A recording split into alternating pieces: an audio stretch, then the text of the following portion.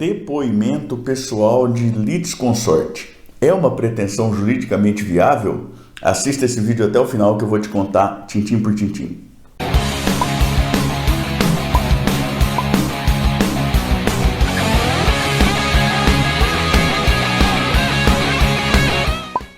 Eu sou o professor Thiago Caversan e compartilho semanalmente, aqui mesmo no canal, vídeos relacionados à teoria e à prática do direito, a partir já de vários anos de experiência como advogado e também como professor universitário. Se você gosta desse tipo de conteúdo, inscreva-se aqui embaixo, também clique no sininho, até para ficar sempre a par das novidades que nós trazemos para cá. Hoje eu quero conversar contigo sobre um assunto que é bastante interessante, que é a possível ou impossível pretensão de se pleitear depoimento pessoal de alguém que figura no processo como litisconsorte. Nossa, professor, eu não estou entendendo nada. Bom, veja, litisconsórcio é aquela situação jurídica em que a gente tem dois ou mais litigantes em um ou outro ou ambos os polos da ação. Simplificando ainda mais, a gente tem litisconsórcio ativo quando a gente tem dois ou mais autores, litisconsórcio passivo quando a gente tem dois ou mais réus, litisconsórcio misto quando a gente tem tanto dois ou mais autores quanto dois ou mais réus, tá certo? E aí a gente pode até chamar de os litisconsortes passivos de corréus, os litisconsortes ativos de coautores e tudo mais aí na relação jurídico-processual, tá certo? A pergunta é, você tem lá dois réus, por exemplo. A gente sabe, quando a gente vai tratar lá de depoimento pessoal é aquela prova colhida na audiência de instrução e julgamento, em que o juiz ouve a própria parte. Então, na audiência de instrução e julgamento, é possível que o juiz ouça testemunhas, não é verdade? Que ele tome o depoimento lá de testemunhas, que ele ouça perito, assistente técnico, mas a coisa toda começa por depoimento pessoal das partes. Então, quando o juiz toma o depoimento pessoal, é disso aqui que nós estamos tratando. A gente sabe que o depoimento pessoal pode ser pleiteado pela parte adversa, inclusive sob pena de confesso, né? E ele pode também, em tese, apesar de haver críticas aí à constitucionalidade e tudo mais, o que se entende é que o juiz poderia determinar o depoimento pessoal, segundo o texto infraconstitucional, de ofício. Então, se o juiz entender que é uma medida aí necessária ao esclarecimento, segundo o texto infraconstitucional, ele poderia determinar de ofício. A questão de hoje aqui é a seguinte: uma outra parte que figura no mesmo polo da ação pode pleitear o depoimento pessoal de um litisconsorte, seu um réu. Ele não pode pleitear o próprio depoimento pessoal, mas ele pode, por um acaso, pleitear o depoimento pessoal de um outro réu. Essa é a questão, e é uma questão interessante. Aqui tem algumas coisas para a gente pensar. Assim, em primeiro lugar, é a visão de que, tecnicamente falando, o depoimento pessoal é prova da parte contrária, tá certo? Porque a ideia não é que a parte que vai depor, ela vá lá para convencer o juiz, para emocionar e tudo mais. O depoimento pessoal serve para se tentar extrair confissão. Tanto é verdade que, se a iniciativa é da parte adversa e a parte intimada para depor não comparece, ou comparece e não presta o depoimento, ou presta depoimento com evasivas, a pena é de confissão. Lembrando que a confissão também não é uma prova absoluta. A visão predominante, pelo menos, é que a gente não tem lá exatamente uma hierarquia das provas no Brasil e que, então, isso é um elemento de prova que será conjugado com os demais pelo juiz na formação de sua convicção, tá certo? Agora, tem um detalhe aqui, né? Que é o seguinte: a gente não pode esquecer que o juiz é um ser humano também, né? E de maneira que pode muito bem acontecer de um juiz, tomando o depoimento pessoal da parte, convencer-se, sem nem mesmo perceber disso, de que ela tem razão.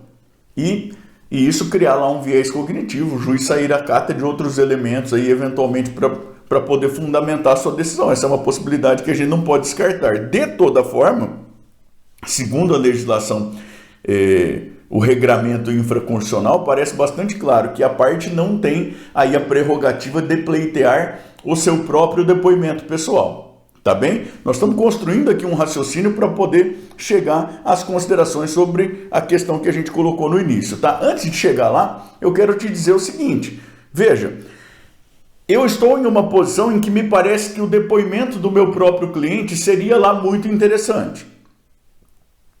Eu sei que eu não tenho a prerrogativa de pleitear ao juiz que tome o depoimento do meu cliente. Porque se eu fizer isso, eu estou lá passando um atestado de desconhecimento da dinâmica procedimental infraconstitucional, pelo que me parece, pelo menos. O que eu posso tentar fazer, professor? Bom, você pode tentar sugerir ao juiz que, de ofício, determine o depoimento pessoal como prova. Agora, lembrando sempre que isso pode ser uma estratégia. O juiz pode simplesmente dizer que se ele entendesse necessário, ele já teria determinado, por exemplo. Como pode, inclusive, funcionar. Olha, não, então determino, na forma do artigo 370 do Código de Processo Civil. Mas é uma estratégia que é um tanto quanto arriscada, porque o objetivo da prova, no fundo, é extrair confissão contra a parte depoente. Tá certo? Tá ótimo. Bom, vamos enfim, então, para a questão que a gente se colocou no início. Um litisconsorte, ele não pode requerer o depoimento pessoal dele mesmo, mas ele pode requerer ao juiz o depoimento pessoal, é prerrogativa dele requerer o depoimento pessoal de um outro litisconsorte, de um corréu ou eventualmente de um coautor. Eu vou te dizer já que, segundo o que parece aí da jurisprudência corrente, não. O Superior Tribunal de Justiça julgou lá o recurso especial número 1291096, oriundo do Estado de São Paulo, relator ministro Ricardo Vilas Boas Cueva, na terceira turma, um recurso que foi julgado no dia 2 de junho de 2016 e que tem sido pensado aí como precedente citado em muitos outros julgamentos, inclusive alguns do próprio STJ.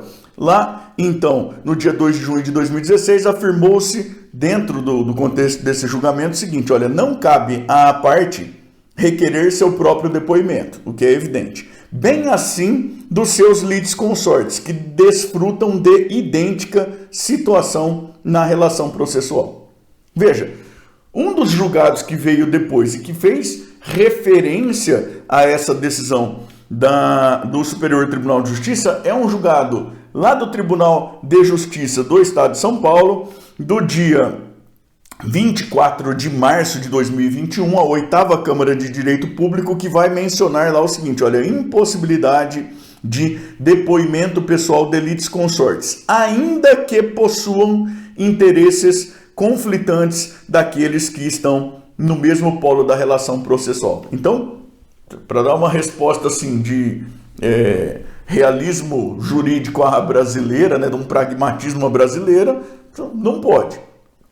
Não pode, porque assim parece que tem decidido os tribunais. Esse julgamento lá do Tribunal de Justiça do Estado de São Paulo, ele inclusive faz referência ao artigo 385. Agora, a gente não precisa aceitar como cientificamente corretas as decisões dos tribunais. Eu gostaria de refletir um pouquinho aqui contigo sobre isso. Veja só que interessante, de novo o julgamento de São Paulo falando, olha, ainda que os litisconsortes possuam interesses conflitantes daqueles que estão no mesmo polo da relação processual. Veja, isso é um negócio muito complicado. Até porque parece-me que o Código de Processo Civil ele até começa falando isso, né? E a gente já falou por aí que seria meio que desperdiçar tinta, né? Que as normas infraconstitucionais procedimentais precisam ser interpretadas sob as luzes do texto constitucional. E a Constituição estabelece lá um direito fundamental de primeira dimensão ao respeito ao devido processo legal. Isso é dirigido ao juiz e ao próprio legislador, inclusive no inciso seguinte, inciso 55 do artigo 5º da Constituição Federal, vai dizer que a gente não pode aí deixar de lado as garantias fundamentais próprias, cordiais do devido processo legal, o contraditório e a ampla defesa, com os meios e recursos a ela inerentes. De toda forma, Talvez a gente nem precisasse chegar ao texto constitucional para enxergar algum problema nesse entendimento jurisprudencial aqui. Baste a gente ler com atenção o texto infraconstitucional de acordo com aquilo que ele realmente diz. Veja só o artigo 385, o caput do 385. Cabe à parte requerer o depoimento pessoal da outra parte. Essa é a primeira parte do caput do artigo 385 do Código de Processo Civil. Eu vou ler de novo aqui para você. Cabe à parte requerer o depoimento pessoal da outra parte. O que está escrito aqui? Que ela não pode requerer o seu próprio depoimento pessoal, que ela precisa requerer o depoimento pessoal de outra parte. A gente volta para o artigo 370, ao juiz cabe indeferir prova que seja prova inútil, que seja prova desnecessária. Mas se a parte vem, requer um depoimento de uma outra parte e consegue demonstrar lá a possível utilidade, parece que está enquadrado aí na hipótese do artigo 385. Quer dar um pouquinho mais de força para isso? Artigo 117 está lá na parte do Código que trata de litisconsórcio.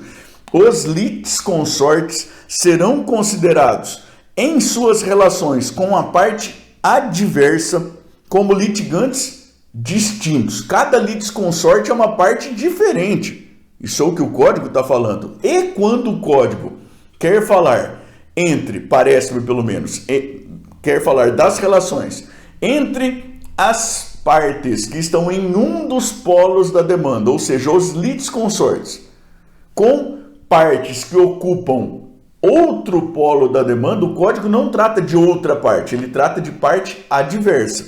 Volta para o 385. Cabe à parte requerer o depoimento pessoal da outra parte. Não está falando aqui de parte contrária, de parte adversa, nem nada disso. Pelo que, com todo respeito à jurisprudência que tem sido firmada, e parece-me que da interpretação daquilo que está escrito, as palavras têm um significado, não é verdade?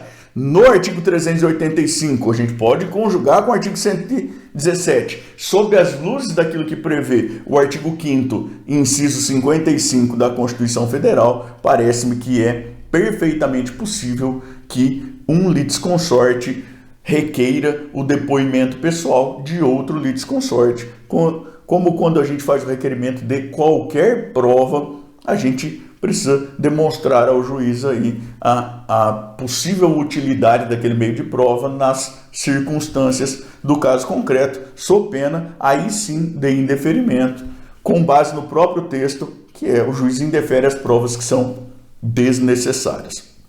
E veja, a própria jurisprudência reconhece a possibilidade de litisconsortes com interesses distintos. A gente tem o tal do litisconsórcio simples. A gente tem atualmente aquela possibilidade de ampliação subjetiva da demanda na reconvenção. O réu vai lá e apresenta a reconvenção contra o autor e contra mais alguém. Esse outro alguém pode ter interesses conflitantes aí em relação ao autor e tudo mais. Há milhões ou bilhões de situações da vida real em que isso pode acontecer, tá certo?